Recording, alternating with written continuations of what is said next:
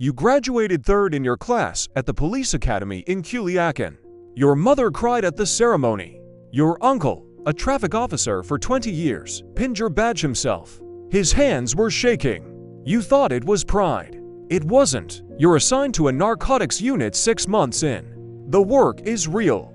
You make arrests. You seize product. You write reports that go nowhere.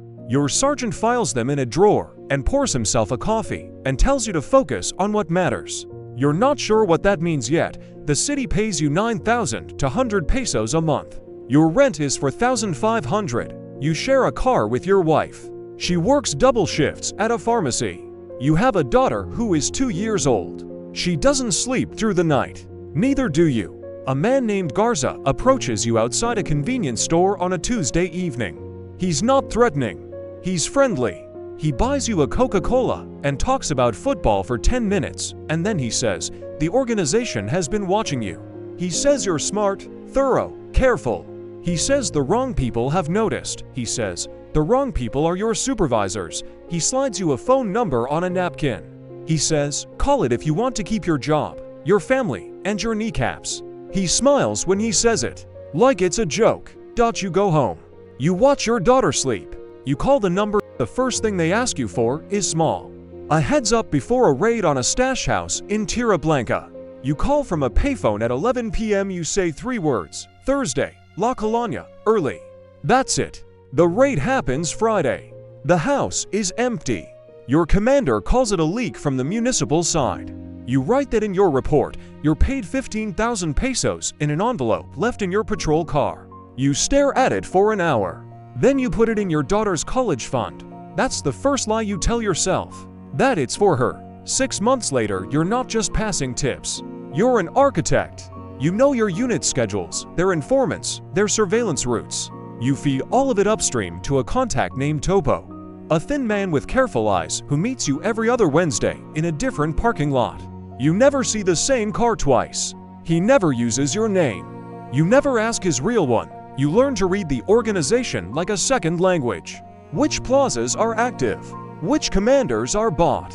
Which ones aren't? And how long they have before they become a problem. You understand quickly that you are not the only officer on this payroll.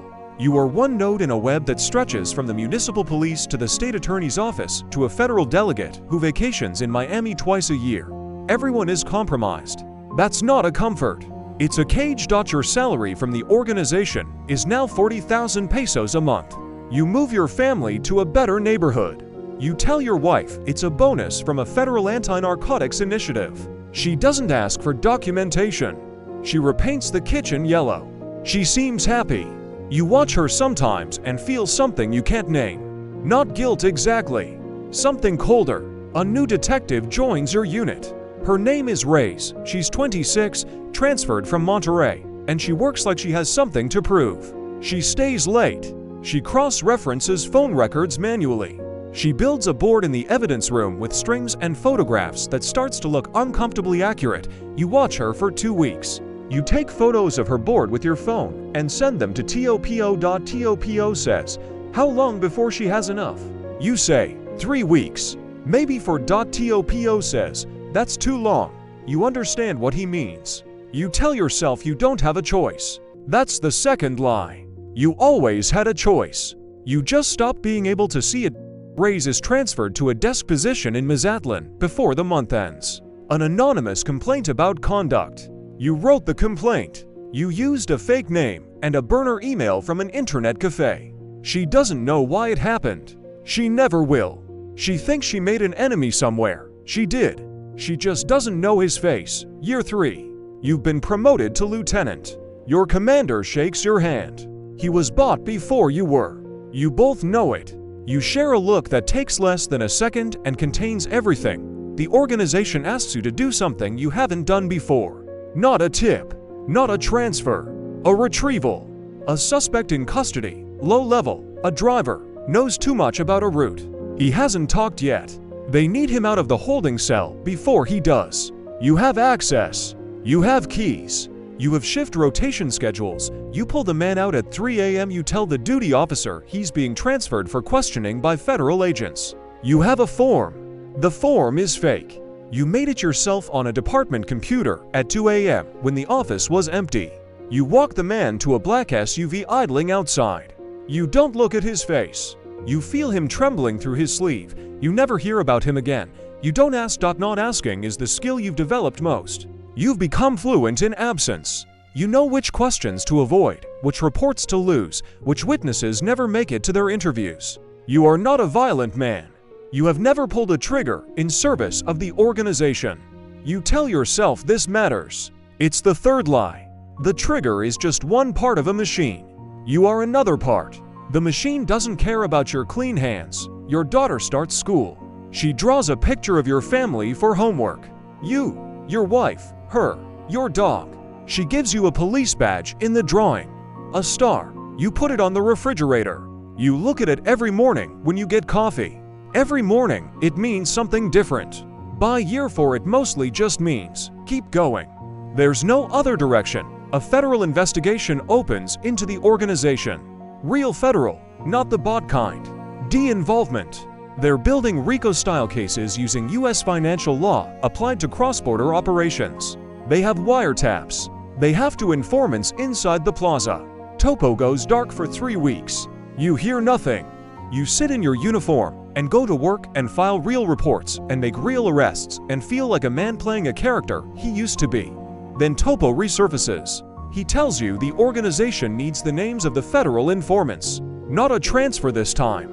Not a form. Names. You know one of them. An ex-associate who flipped after his brother was killed. You've seen him twice at the federal building downtown. You know his handler's vehicle.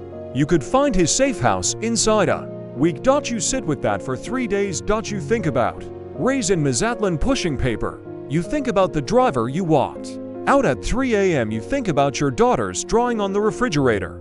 The badge she drew as a star. On the 4th day you call Topo and you say, I need more time. He says you have a week.